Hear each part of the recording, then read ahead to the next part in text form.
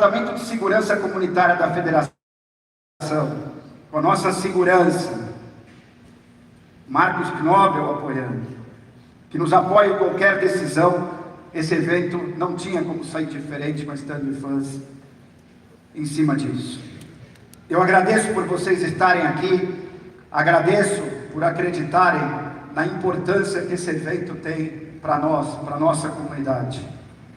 Obrigado, vice-presidente da Hebraica, Dave Arazi, Marcelo, Jacques, Fabinho, Sami, Gabi. Sem vocês a gente não estaria aqui. Obrigado, Kiko, Melissa, Léo Messer, enfim, todos os doadores que possibilitaram a realização desse evento de forma tão rápida. Am Israel Hai, Hazak Ve'ematz, juntos e valentes somos mais fortes. Obrigado.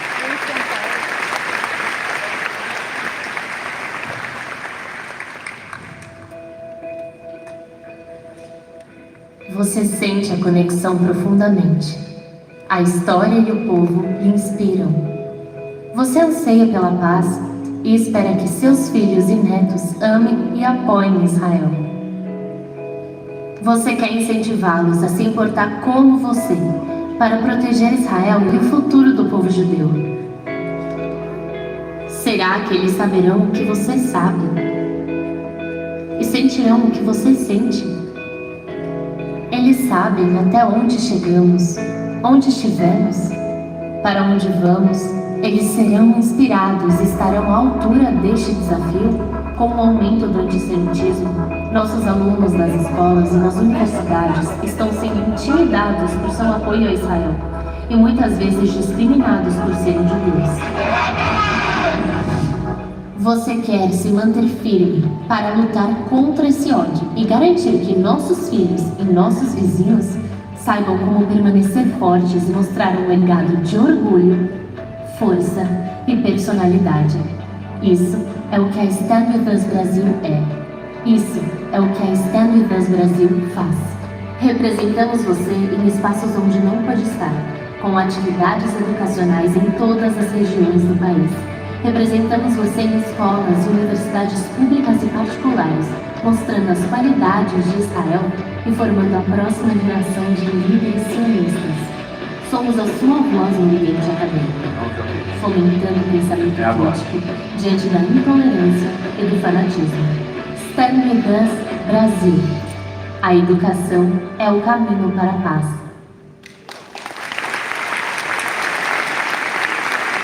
Passo a palavra ao presidente executivo da Stand With Us Brasil, André Lages.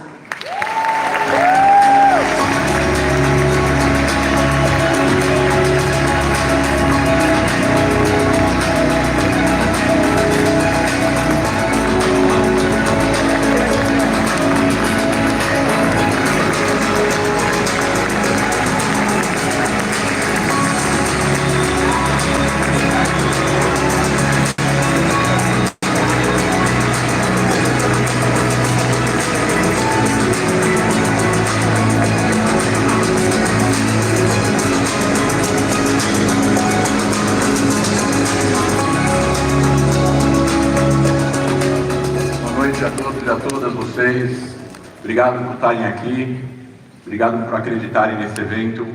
Eu vou sair do script um minutinho só. Funcionários da Stand With Us, levantem-se. As palmas são deles também.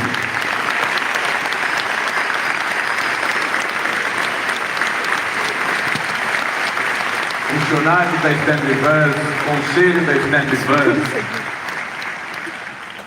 todos os líderes da comunidade judaica que ajudaram a criar esse sonho chamado Stand With Us Brasil, o conselho acadêmico da Stand With Us, meus pais, meu irmão. Isso não seria possível sem a ajuda de centenas de doadores que fazem desse projeto, dessa instituição tão importante. Israel não é um lugar físico apenas. Israel é um ideal. Quando você chega ou vai embora do aeroporto de Ben Gurion, tem um vidro que separa aquelas duas rampas, E tem lá na parede, com aquelas pedras maravilhosas de Jerusalém, exposições fotográficas, e uma vez eu vi uma exposição fotográfica da vida e do legado de Yitzhak Rabin. E uma das partes tinha uma foto, um desenho, e estava lá escrito: sionismo é um ideal infinito. Esse ideal é algo que nós temos hoje, em 2023, como realidade. Porém, por 37 gerações, o povo judeu não foi maioria na terra de Israel. Nas últimas 3 gerações, nós somos maioria na terra de Israel. Nós temos um país para chamar de nosso. Se vocês pararem um minuto e pensarem que para vocês estarem vivos hoje, vocês precisavam ter tido 4.092 pessoas se conhecerem, avós, bisavós, tataravós e assim por diante, para que vocês possam estar aqui nos últimos 350 anos. Ou seja, nas últimas 12 gerações, imaginem só todos os antepassados de vocês, por quantas frustrações, perigos, fugas, violência, alegrias, encontros, desencontros que eles passaram para que vocês estejam hoje aqui vivos. E que vocês possam estar vivos dentro de uma comunidade judaica forte, que tem instituições fortes, que tem filântropos engajados e dedicados a ajudar a continuidade da vida judaica na diáspora e da existência do Estado de Israel. A gente não pode take for granted, não pode ter isso como uma verdade absoluta já recebida. A gente precisa continuar trabalhando arduamente para que as próximas gerações, as próximas 40 gerações, continuem existindo na terra de Israel.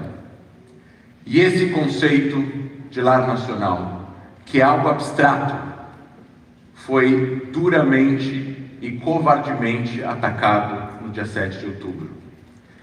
Essa sensação de insegurança que muitos de nós sentimos, choros, frustrações, medo, ansiedade. Duvido aqui que alguns de vocês não podem dizer que deixou de dormir algumas noites, que acordou mais cedo que o alarme, que perdeu o apetite, que não conseguiu trabalhar, e que no fim das contas, esse ataque a Israel muda tudo para sempre.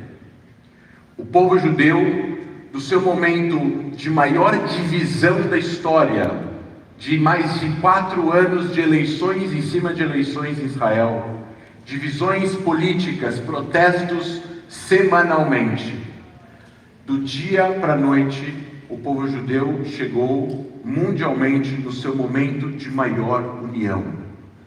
Essa união é invencível. Essa é a arma secreta do povo judeu e de Israel.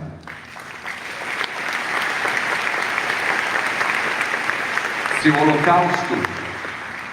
o Holocausto foi a pior coisa, e com certeza foi a pior coisa que aconteceu na história do povo judeu, a criação de Israel, como fato único, é a coisa mais importante e significativa que aconteceu na história do povo judeu nos últimos 2000 anos.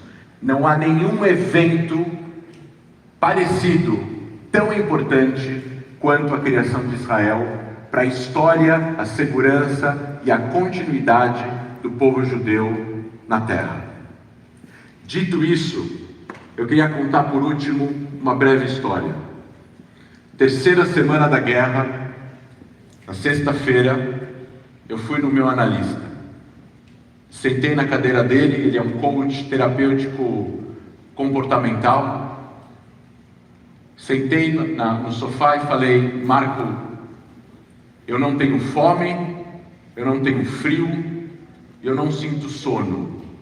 A minha média de sono nas últimas 3 semanas, no final de outubro, era de 4 horas ou 3 horas e meia, teve dias de 2 horas, teve dias de 5 horas.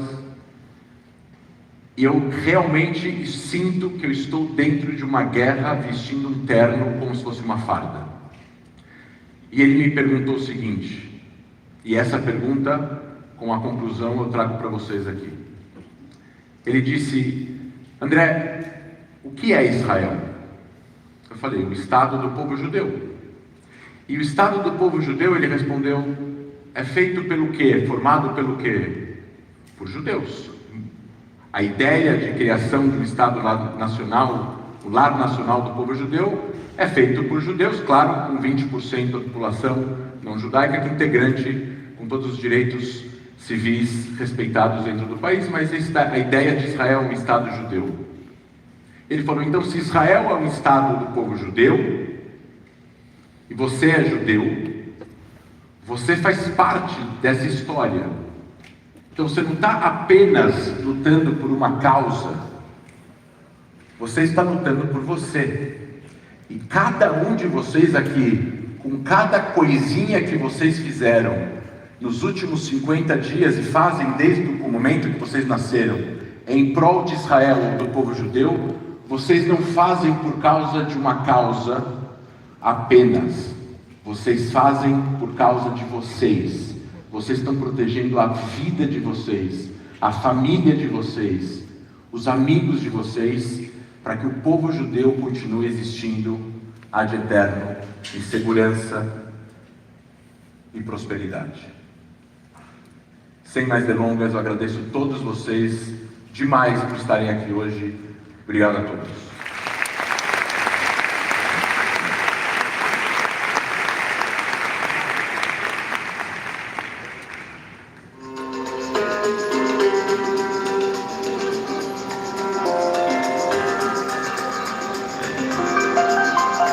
Israel is not the enemy of the Palestinian people. Israel is not the enemy of the Arab people.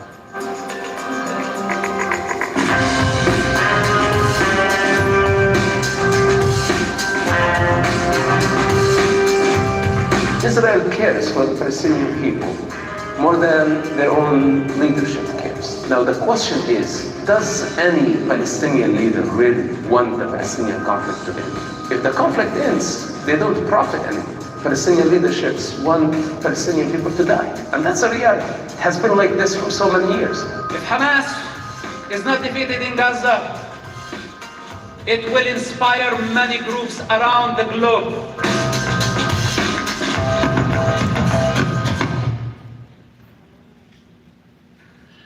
Senhoras e senhores, Musab Hassan Youssef.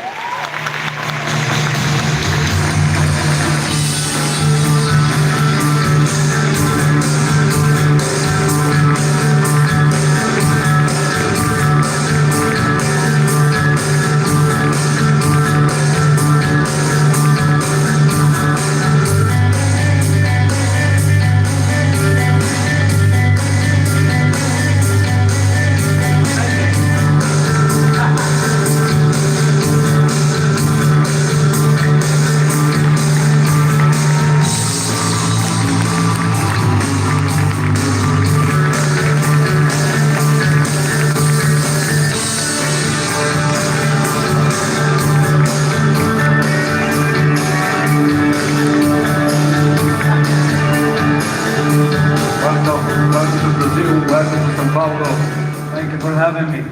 I'm going to tell them in Portuguese to turn on the phones. Escutem a tradução para quem precisa, não esqueçam de ligar. Antes de a gente começar, before we start, I'm going to ask you all to rise. 1 minute of silence. 1 minute of silence in memory of the attack of 2nd of October. Please.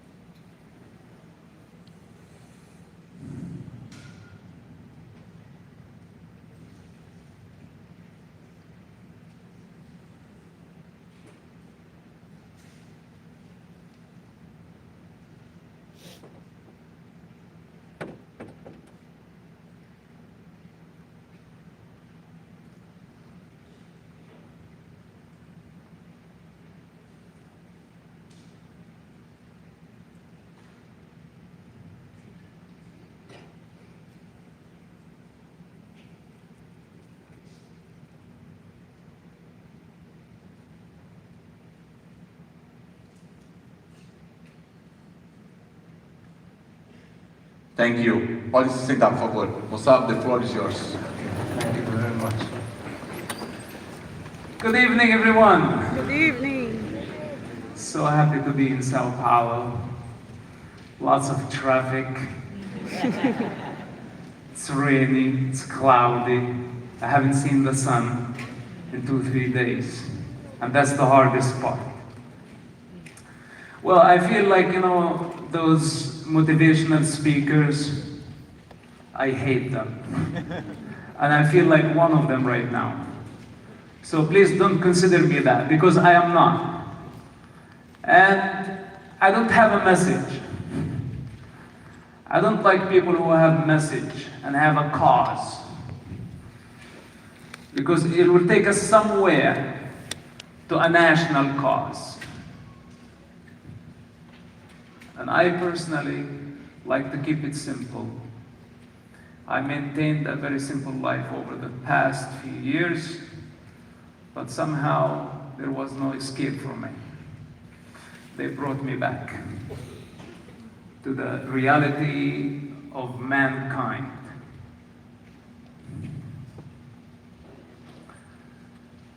I am a living example of someone who does not obey. If you obey, then you and I have a problem. I like to rebel. I don't like systems.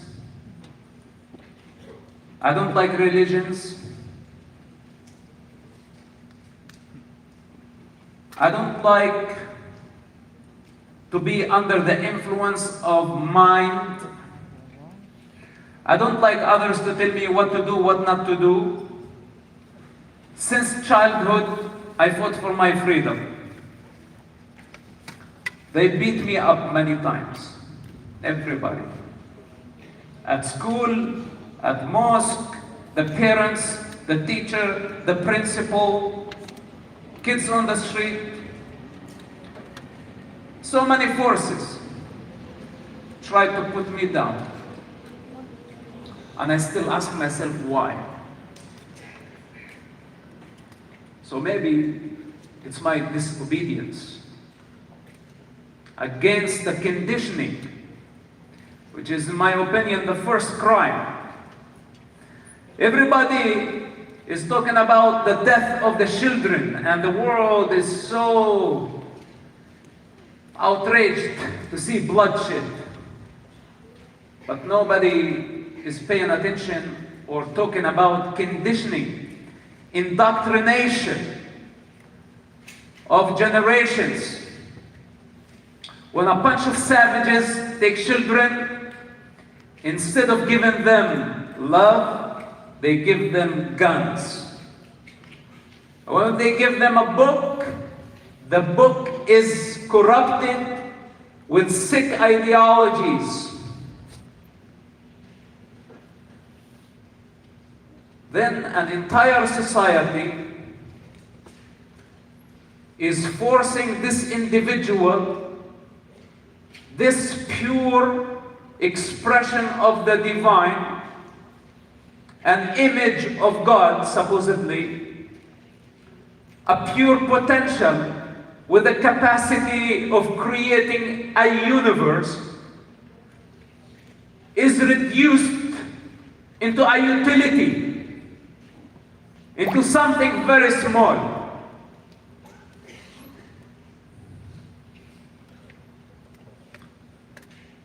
And those children are supposed to obey the system, to obey the establishment,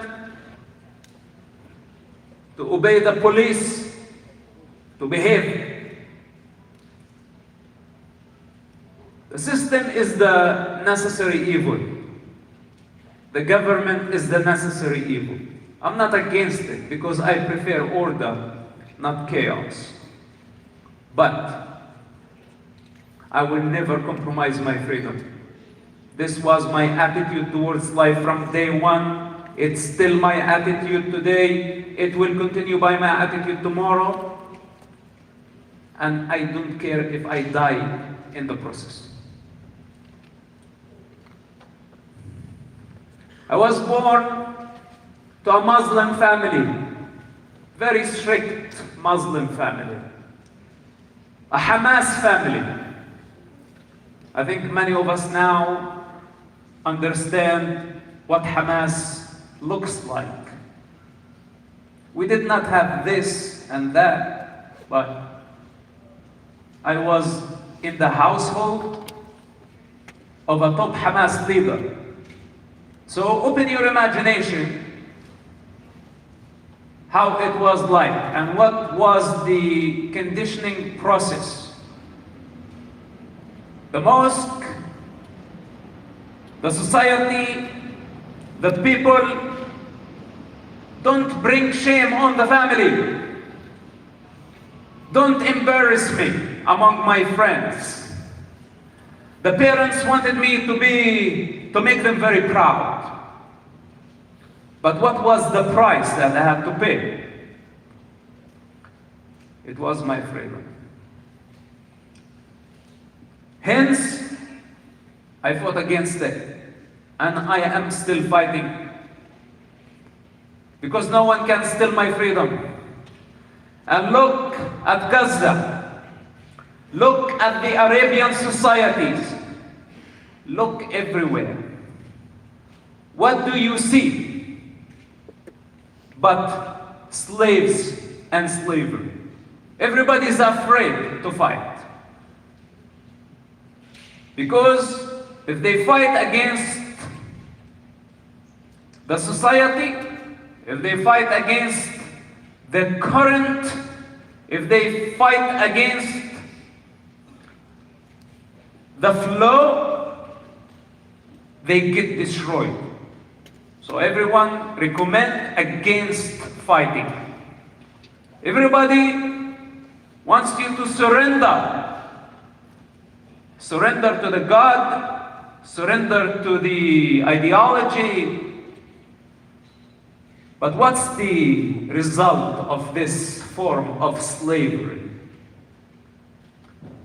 It's what we are witnessing today. When individuals stick their head in the sand and they don't have the power to fight for who they are, then it's either they become a terrorist or in a society hijacked by terrorists, by criminals, by savages, by corrupt politicians. And this is my experience. This type of society, the individual must rebel. The individual can stay in a society that is advancing human evolution, that is providing the healthy climate for the individual to grow, to integrate into a higher consciousness. This type of society has ups and downs, positives and negatives, whatever it is. You evaluate. If you want to stay, you understand your freedom. And I have no problem with this type of society, community, groups. But if I to be in a society hijacked by a bunch of corrupt leaders who want to take my freedom and want me to commit suicide for whatever cause they believe in, to that society and to that system, from the leadership to the bottom, I say, go to hell, all of you.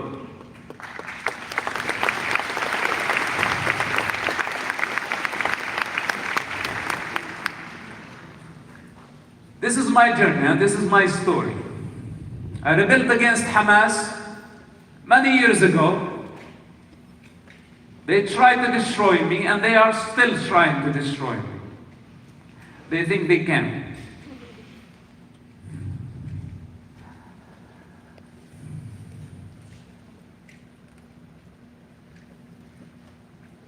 And now you see what they are doing. Global chaos.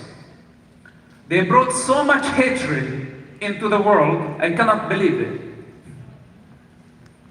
It was only a regional problem some 20 years ago. Right now, every society is involved in the problem. Everyone is projecting something onto what's so-called Palestinian cause. While there is no such a thing as Palestine. This is the biggest lie.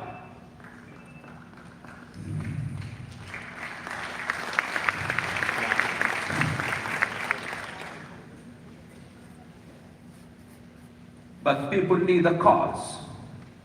They need a God. And if there is no such a thing,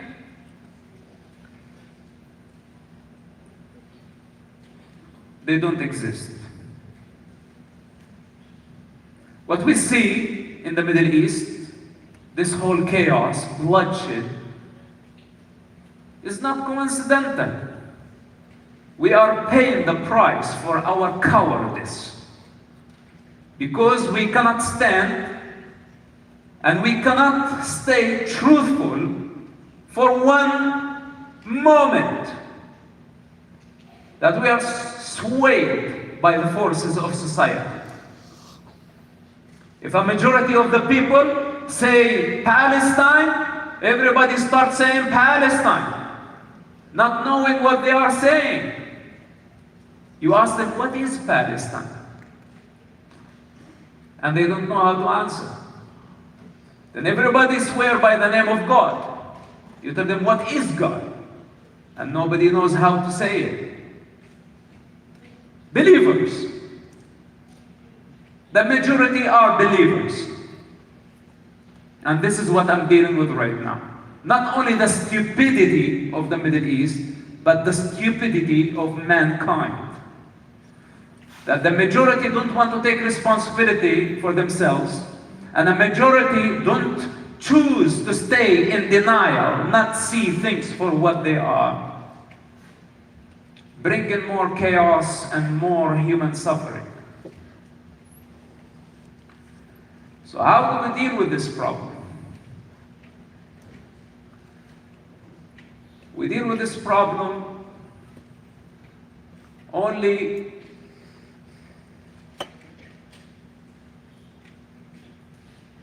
through the truth. Lies will not save us. Lies will just keep us in slavery or will take us to total destruction. Best case scenario, a lot more suffering and a lot more confusion. This is the alternative to truth. And of course, speaking in terms of truth is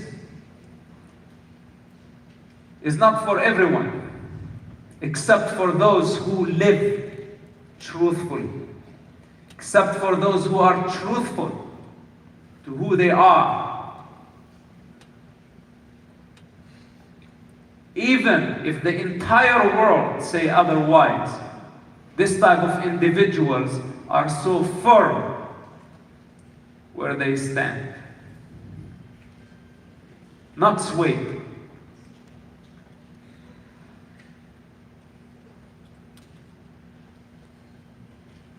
Hamas is bad news, and we have to eradicate them. You take it as simple as this, or you will have to experience what type of destruction these savages can bring to the world. The world is divided. We say, those who know Hamas' true nature, those who have first-hand experience with Hamas, whether it is in the intelligence communities or, in my case, someone who witnessed the evolution of Hamas organization.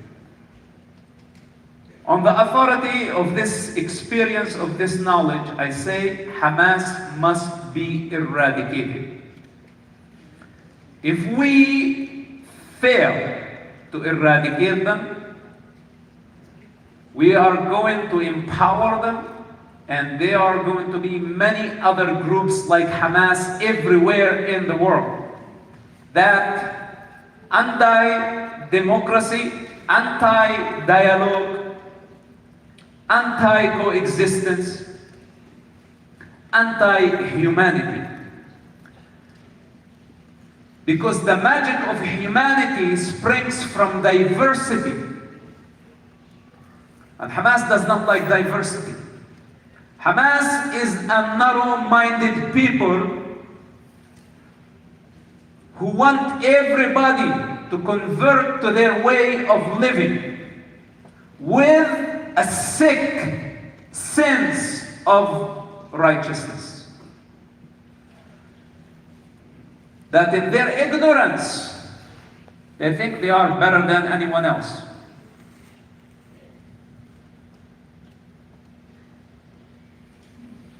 That's not acceptable. Everybody is a pure potential of the divine.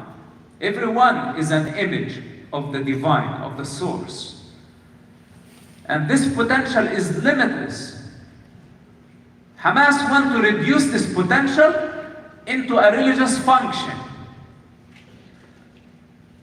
turning women into property. We saw them. Didn't you see them drag a teenager girl by the neck into the unknown? Hamas savages. That girl represents our freedom. Kidnapped, kept somewhere under the ground, in a dark place among monsters. And we are still debating whether if Hamas doing a good thing or a bad thing.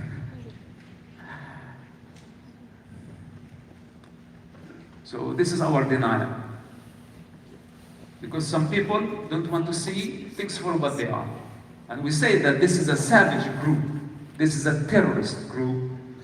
But what they did on October 7th was not only a terrorist attack.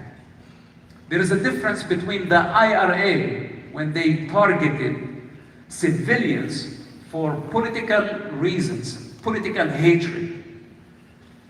But what Hamas did on October 7th was a genocide. They moved systematically from door to door, killing, annihilating everything in their way. They killed pregnant women, they killed infants, they beheaded babies, they raped, they burnt, they blew up, they destroyed everything in their way. With racism and ethnic cleansing as their motive. If Hamas was a political movement and their goal was to really free what's so-called Palestinian people from the occupation, all lies, lie upon lie, layers upon layers of ignorance and deception. Because the state of Israel is a member of the United Nations. It was established by legal migrants under the British mandate, the superpower of that time. They bought the land, they developed the land, they created a powerful country, a powerful nation, that I am myself proud to be friends with, that actually the rest of humanity should be very proud of, because the contribution of such a small nation towards humanity is a magnificent contribution.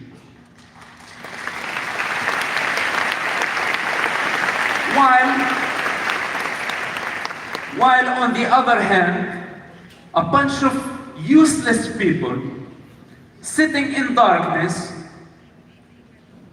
they know the art of blaming the world, living in victimhood, being the victim all the time, and having a great cause, with leaderships seeking statehood.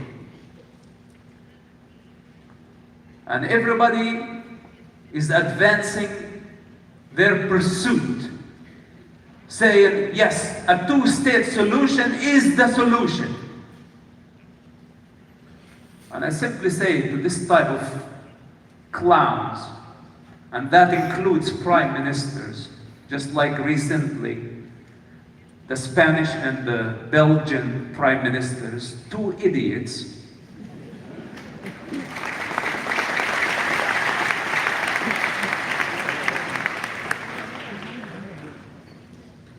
intoxicated, like you can tell that they are drunk, when they were representing the way out of the crisis.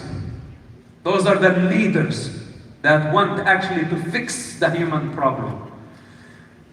They come in the middle of a war where a democracy is fighting savages. Instead of condemning the savages who just committed a genocide against a race, they come with the wrong solutions, the wrong people, at the wrong time, at the wrong place.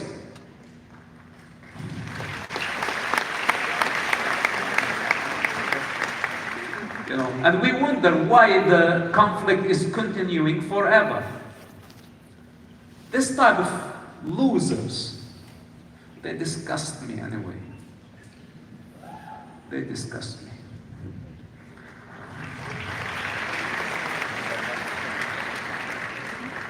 So, the hostages was not on their agendas. It's not priority to release the hostages. It was not a priority to condemn Hamas as a savage group who committed genocide. Eradicating a terrorist group that is causing all this trouble in the Middle East, destabilizing security, global security, not only regional security, hijacking an entire society, using them as human shields, posing as the ruler of that land, gambling with children's blood. To those idiots, they don't think eradicating such a group is priority number one before we even talk about the peace process. Because if there is any force in the Middle East that sabotaged the peace process, that's Hamas.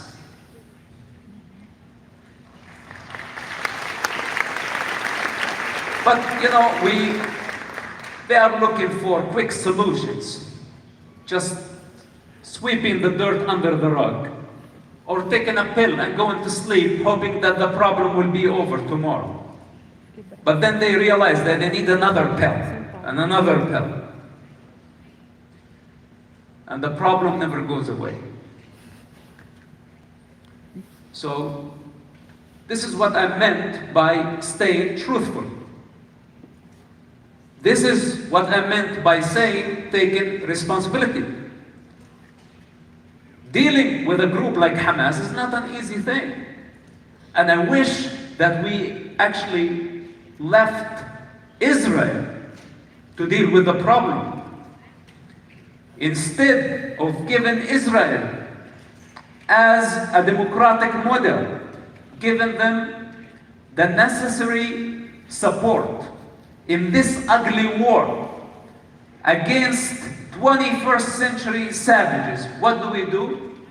We go and we inflict emotional pain on Israel and the Jewish people as they mourn a modern day Holocaust.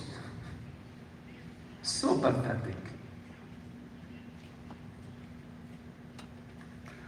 And of course, when someone like me step forward and talk about it, there is a crowd out there that question my authority.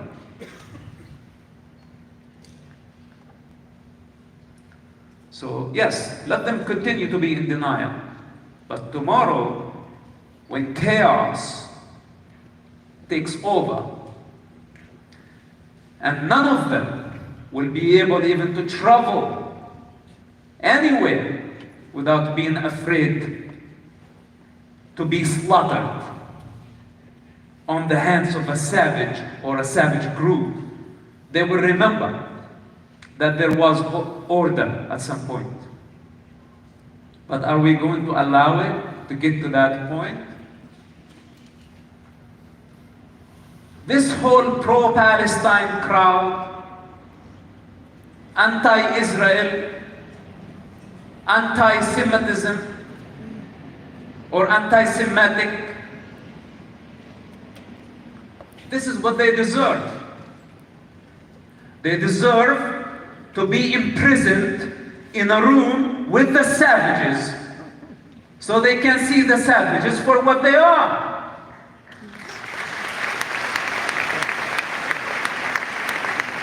If they are looking for justice, and let's say I was in that case, I tell them, how about you go figure it out? Even I tell them, why don't you go to Gaza and live with Hamas in Gaza? Let Hamas be the ruler.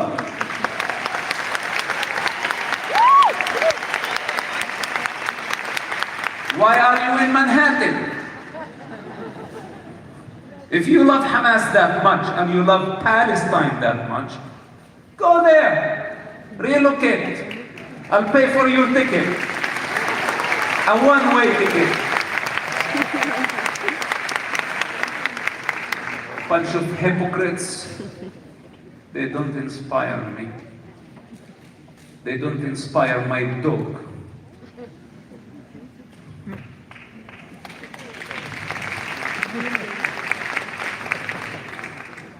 So, this is what I meant when I said being truthful and not being afraid of the opinion of a majority. I know we are hurt. I know that. And I know this is a tough time for the Jewish people and for the free people, not only the Jewish people. You are not alone in this situation. We are together in this, and our faith is connected. This is an existential war.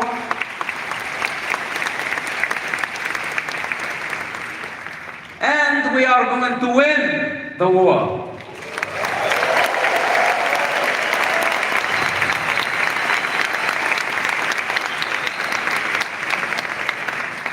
Hamas will be defeated, and all those who unmasked and showed their true face, projecting hatred in the most critical moment of our modern day, turning and stabbing humanity in the back as it's fighting for itself. They just exposed themselves. And they are not a majority. How many in London? Mostly migrants, mostly from Arabian and Muslim background, coming to Europe to benefit from the fruit of the Western civilization, driven by desire to take what the material world has to offer. But they have a problem. One leg in the West and one leg in the East. They cannot just be truthful and respect the culture and the system that took them in. So, you come to Europe, you come to the West, and your heart, your mind still back in the East. Why don't you just relocate? Go back to where you came from. Why all this trouble? I would do that, but my loyalty is to the country that actually welcomed me.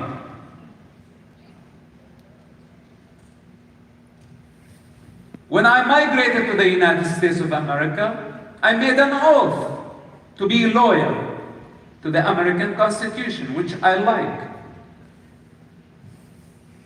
I cannot have my loyalty to Hamas or to Islam or to the Middle East simultaneously. No, my first loyalty to the country that took me in, and that's America. End of the story. So for all those,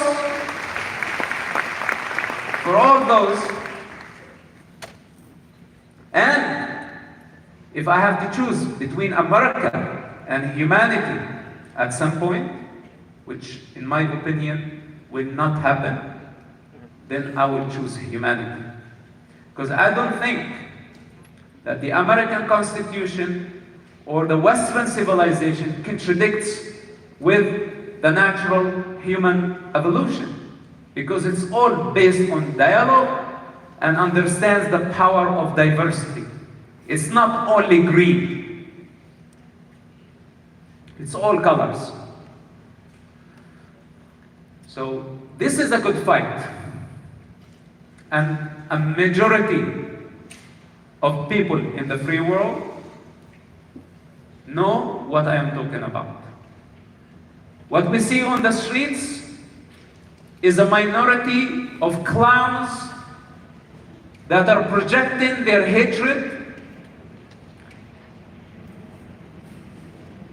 and it's mostly, by the way, self-hatred. And this cloud is going to move, and the sun will rise again. So stay faithful, stay truthful, do not be afraid. They thrive in chaos. We know that.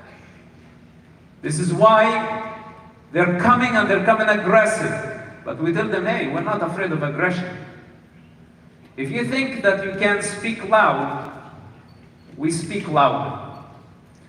And if dialogue does not work, then we have other means.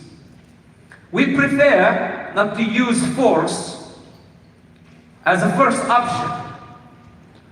But if we are left with no other option but the use of force in order to end a war they have started, then we will use force. We are not afraid of that.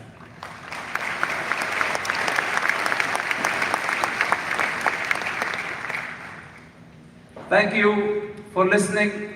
Thank you for support. Thank you for being light in these dark times. As I said, we are one in this.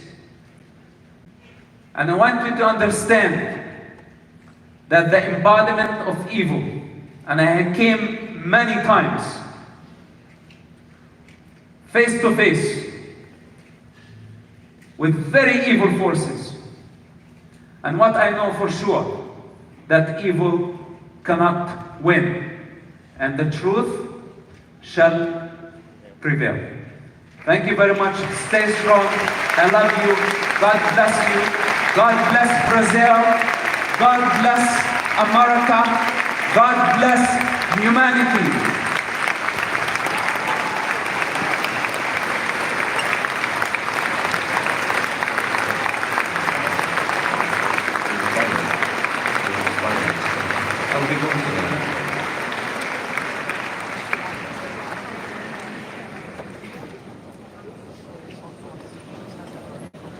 So your mic is a little bit lower of battery. You want to change that, or you want to have this? Sure, I'll have that. If it fails, you can take it. Sure. Wow, that was inspiring. Was it? It was. They clapped like 20 times. Okay. And Brazilians don't clap a lot. Different from Americans.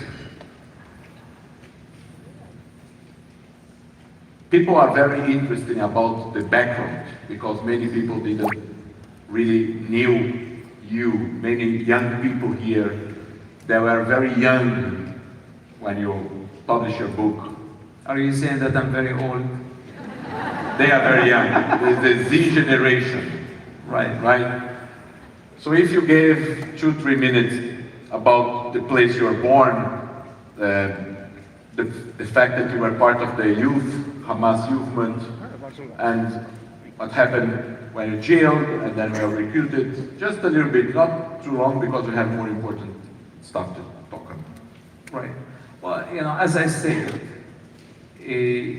that entire conditioning process that I took you through and indoctrination, it's all referring to the being an Arab, being a Muslim, being a son of a Hamas leader, youth movement, mosque, at some point jail, first intifada,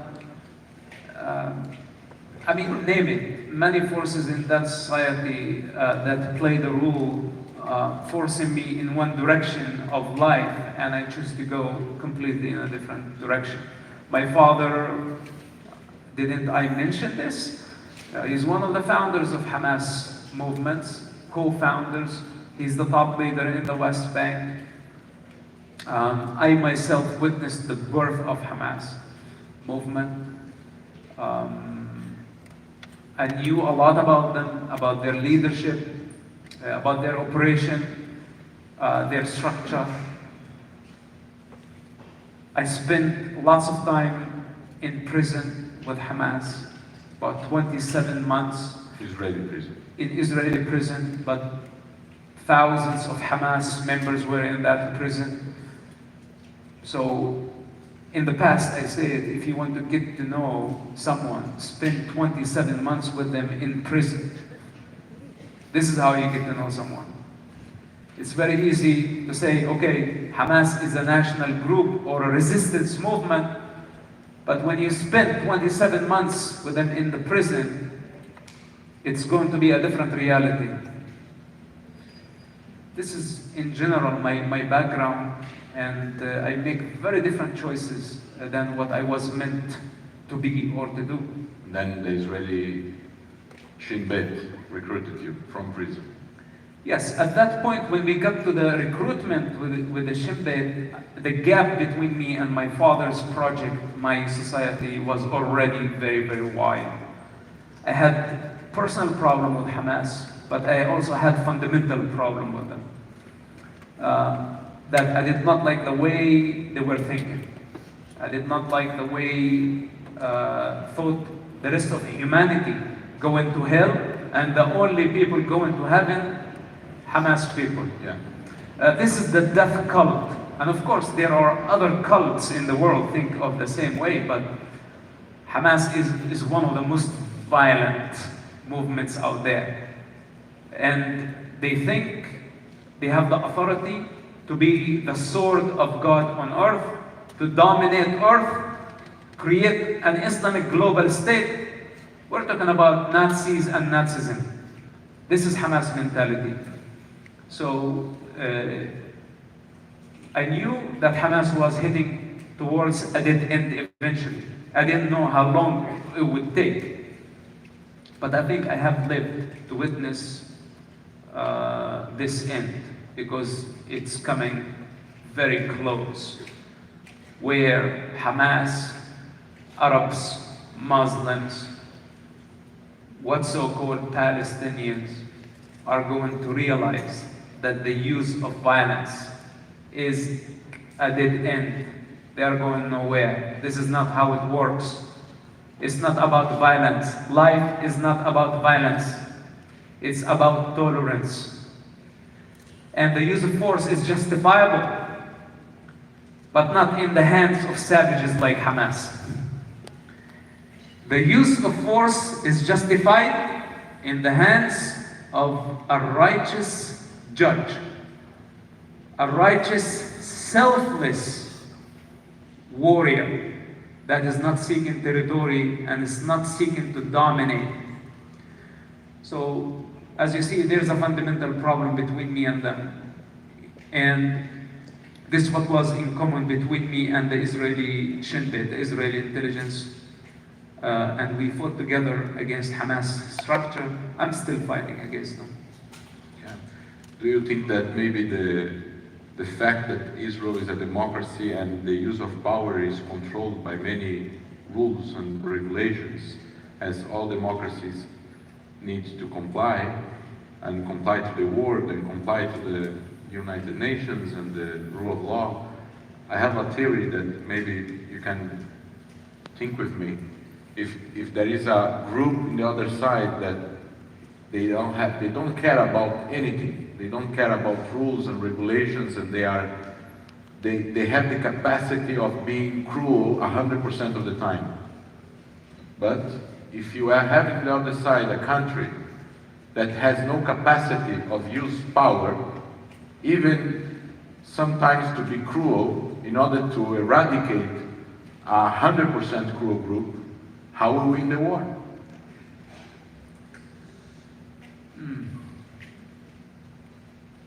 It is not an easy thing for a democracy to fight against terrorism in principle. But in Hamas' case, it's not only a terrorist group, as I said earlier. We're talking about savages. We're talking about a group that taking human shields, that are causing the death of many civilians on every side.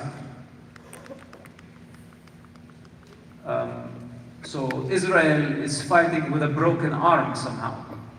Because when they took hostages, when they use human shields, it's not easy for democracy and a modern army to deal with this type of asymmetric war. Hence, requires unity of other democratic models on the grounds of what's the alternative to dialogue and democracy. Because democracy, dialogue, tolerance, these are the qualities of the democratic model, let's say.